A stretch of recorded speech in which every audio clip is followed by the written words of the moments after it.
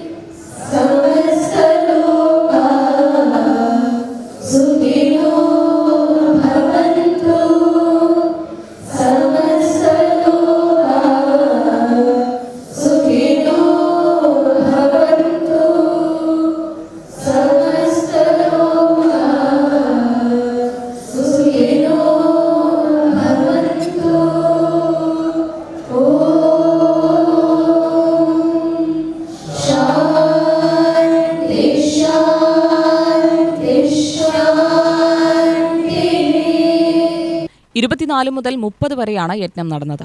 UTV news, Palakkad.